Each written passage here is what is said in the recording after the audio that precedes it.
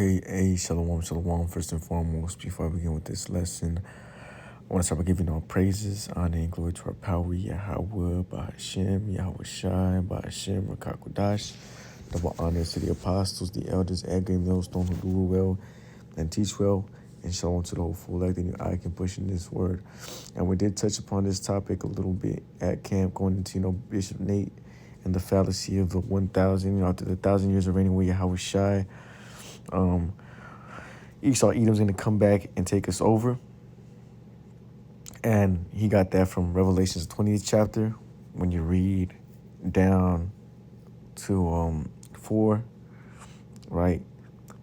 And I saw thrones, and they that sat upon them, and judgment was given unto them. And I saw the souls of them that were beheaded for the witness of Yahawashi and the word of the Most High, right? Because some brothers are going to face that guillotine for not taking that charagma, the sea hip, and which had not worshipped the beast, neither his image, neither had received his mark upon their foreheads or in their hands, and they lived and reigned with the Mashiach 1,000 years.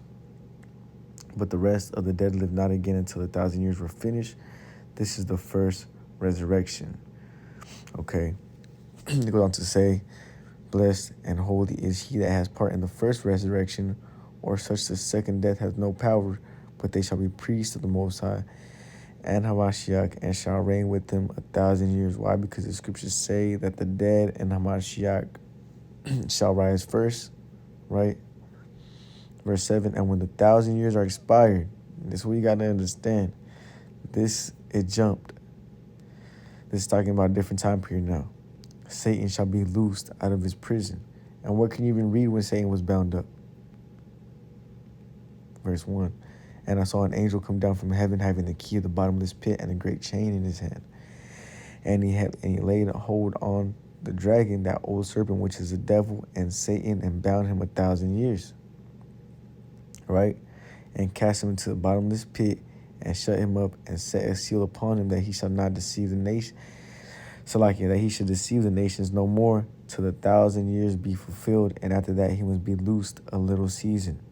And this is that little season that we're in. But nonetheless, that 1,000 years is talking about during the time of the Byzantine Empire, when Jake was ruling in, Europe, okay? Mainly Southern Kingdom, Judah, Benjamin, and Levi, because Northern Kingdom was already on this side here in the Americas, okay? And the bottomless pit is going into Europe, right, because it lacks resources. But verse 4, and then goes on to say, right, and they lived and reigned with the Mashiach 1,000 years, right, after, not taking that charagma. But how are we going to roll with this? This way you got to, make it make sense, okay? He said that, let me read down. He said, verse 8, and shall go out, verse 7, and when the 1,000 years are expired, Satan shall be loosed out of his prison, and shall go out to deceive the nations which are in the four quarters of the earth, Gog and Magog, to gather them together to battle, the number of whom is as the sand of the sea. So he used this precept right here to say that Esau Edom was going to link up with, Russia, if I'm not mistaken, or I forgot exactly who he linked Gog and Magog to, but Tenny's saying that Esau was going to come back into power, and get with Gog and Magog, and they're going to, start building weapons to take over, Jake in the kingdom or rule with Yahawashi. But how could that be when you read the book of Isaiah, the 2nd chapter? Isaiah, the 2nd chapter. Let me see.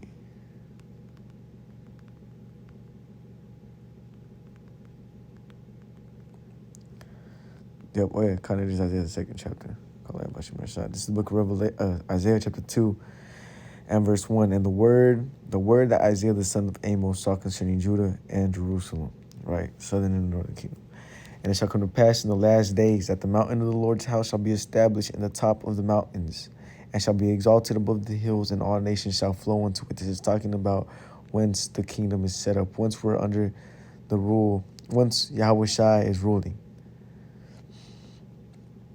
And many people shall go and say, come ye, and let us go up to the mountain of the Lord, to the house of the Most High of Jacob. And he will teach us of his ways, and we will walk in his paths. For out of Zion shall go forth the law, and the word of the Lord from Jerusalem, right? These other nations are going to go up to, Jerusalem to learn the law, because they're not going to have the law in their inward parts. Only Israel will.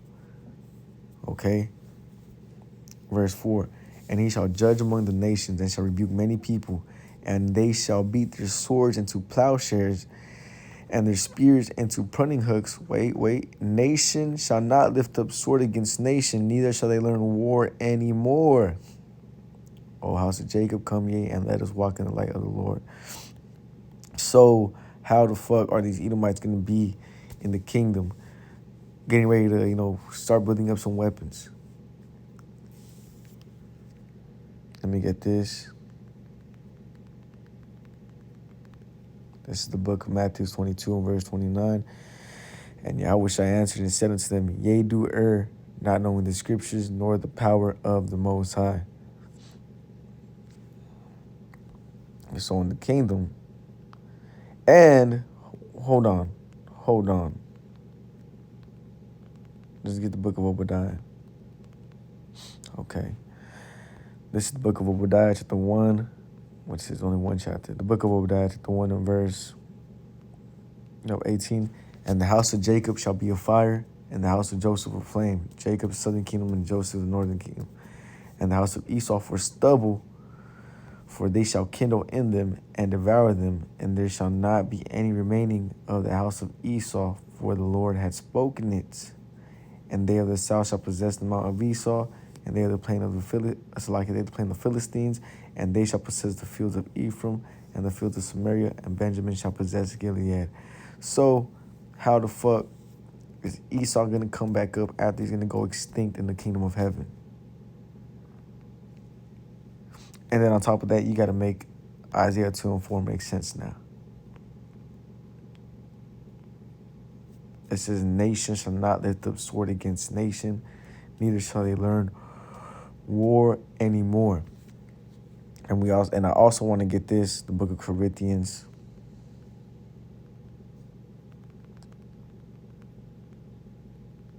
Now you got to explain this. Are we in the new covenant already, Bishop? No. This is the book of 1 Corinthians chapter 15 and verse 53.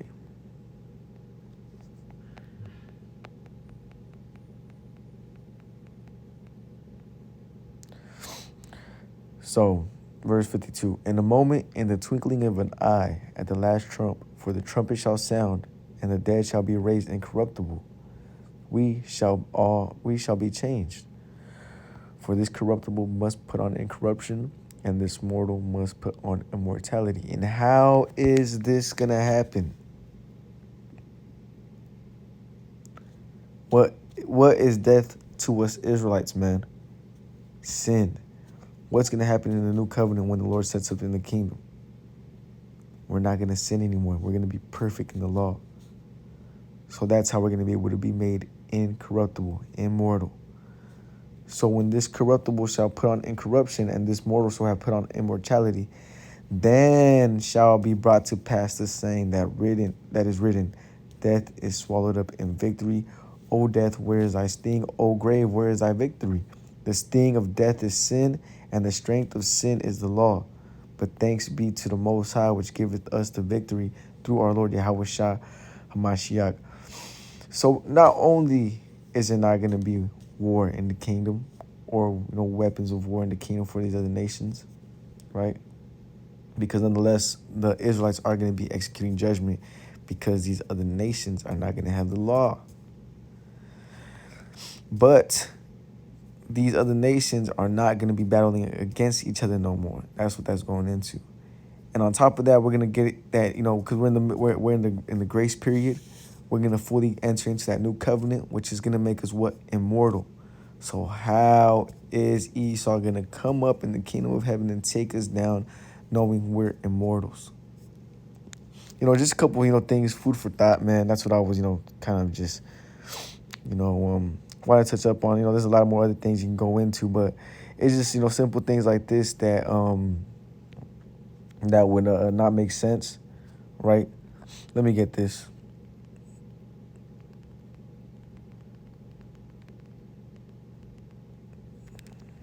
Uh,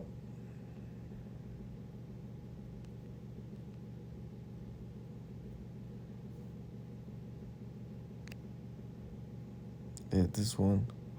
No, Salakia.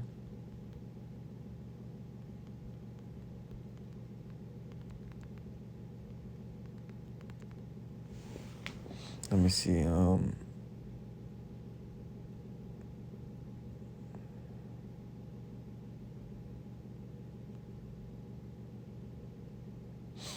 Salakia.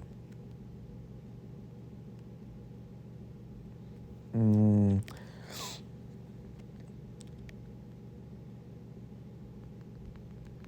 the elders have taught. Let me see. Or the apostles taught. Let's see.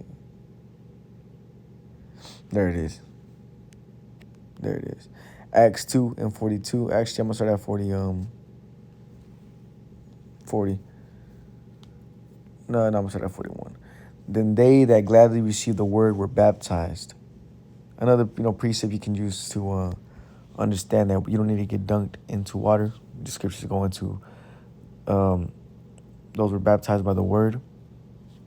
Okay, and the scriptures even also go into how um,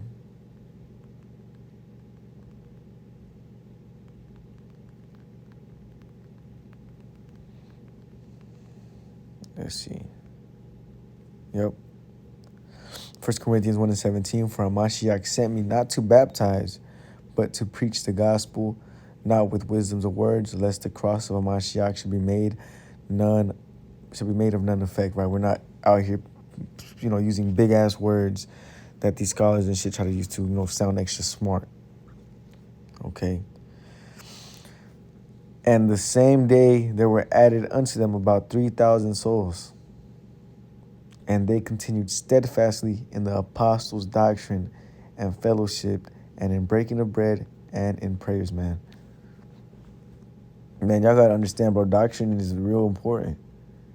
Because you're going to go off and start saying shit like that, spewing out madness like that Esau is going to come back and destroy us after 1,000 years of ruling with Yahawashi, which makes no sense. Because once we're under Yahawashi, that's hit. The scriptures talk about, again, the crowns. Right? He's going to take off all these nations. And then on top of that, we're gonna be perfect at that moment. So yeah, I just, food for thought, right? Lord's willing, this was edifying. With that one, close.